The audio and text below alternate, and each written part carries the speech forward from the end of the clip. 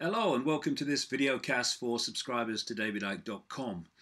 Now I've been writing in the books for a long time now about what I call the inversion, how the world and human society is inverted. Not just a little bit inverted here and there, but inverted almost wherever you look. Not just in the sense of inverted from what it should be and what the world would be nicer for if it was the other way around, but inverted in the sense that almost everything you look at in human society is on its head. And I had a couple of stories on the website this week, which if you put them together and put it together with lots of other stuff I'm going to talk about, then the fact that the world is not only inverted but systematically inverted through cold calculation for reasons of human control becomes perfectly bloody obvious. One of them was about sunglasses. Sunglasses? What's that got to do with it? Well, actually quite a lot, because it is a gateway into a lot of inversion. It was being pointed out in one of the stories that wearing sunglasses in anything like, regular use is not good for health. Why? Because we are receiving information, energy from the sun all the time. And one way that we use that information, and it's vital to not just what we call physical function, what I would call holographic function, but actually mental and emotional function as well. And it's the way that the pineal gland in the brain receives this information from the sun in the form of what we call light, and then transforms it into different electrochemical forms, which is then communicated through the body and is fundamental. You cannot stress enough, fundamental to human health. So people who wear sunglasses all the time whenever the sun comes out, are denying the pineal gland that source of information, because the pineal gland thinks, well, it's nighttime, there's no light, and so it acts and functions as if that's the case. And this takes me through to something else about inversion, and that is the way we are told, in effect now, to fear the sun and to fear cholesterol. And these are two classic inversions, as I will explain.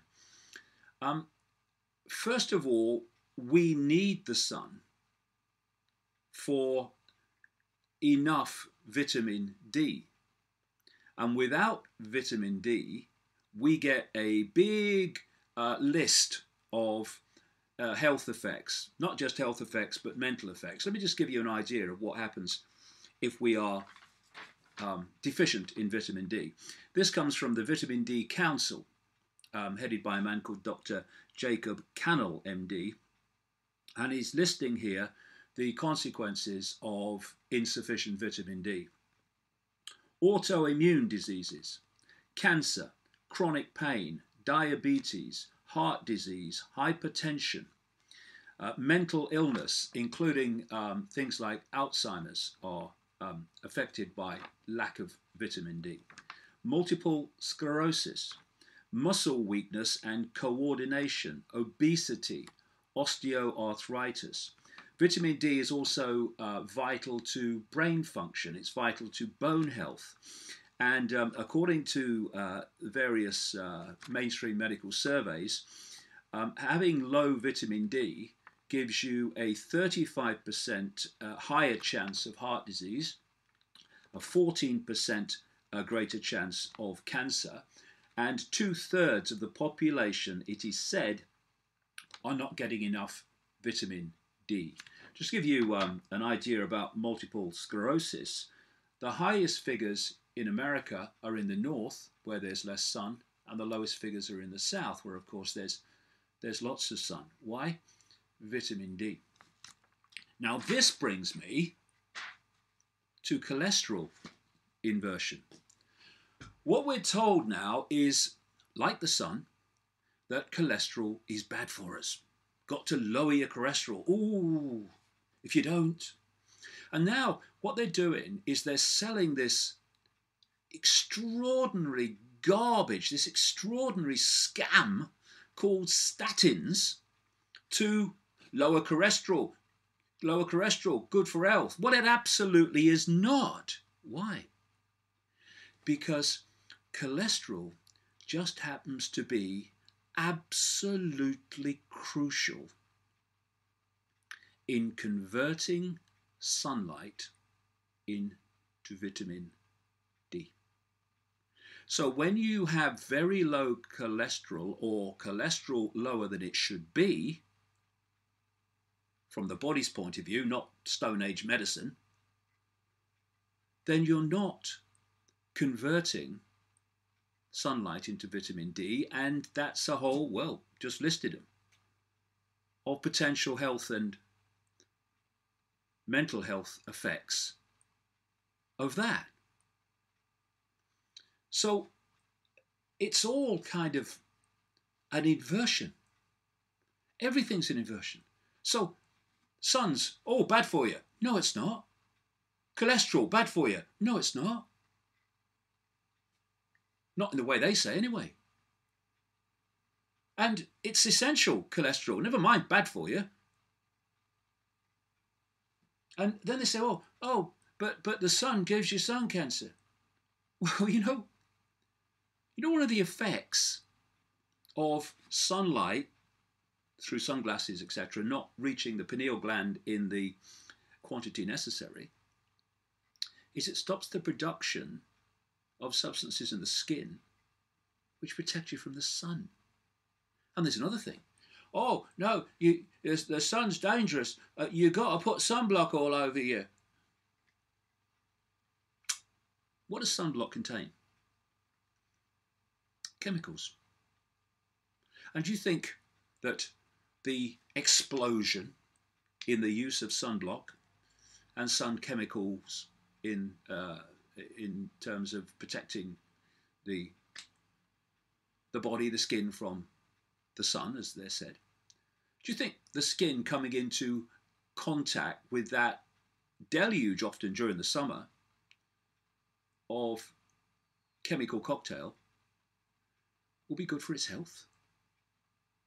And what we're going to find, and it's inevitable as well, the sun coming up, is that a great deal of skin cancer is actually being caused by A, the chemicals in the sunblock, inversion, and the fact that the lack of information being decoded from the sun by the pineal gland is lowering the the skin's natural defenses to the negative side of too much sun.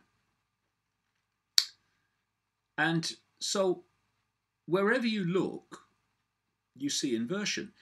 My great friend Mike Lambert at the Shen Clinic, just down the road from here on the Isle of Wight, who is a genius healer of decades of experience. He's been telling me for years and years and years and years and years, fat is not bad for you. It is absolutely necessary. At the same time, we've had the fear the sun version of fat, haven't we? Oh, you mustn't eat fat, it's bad for you, it'll give you heart trouble and all that. And as Mike has been pointing out all these years, fat doesn't make you fat. Carbohydrates make you fat. carbohydrates start to change blood sugar levels. So there's this explosion of diabetes. Why? Because carbohydrates turn to a sugar called glucose in the body. And then the body has to deal with that tidal wave of sugar. Oh, I'm just having a bit of bread, mate, and a bit of pasta. It's not sugar. Yes, it is when it gets in the body, darling. And so now, after all these years of Mike telling me this, now mainstream doctors and studies are coming out and saying, oh, we told you fat was bad for you, but actually it's not.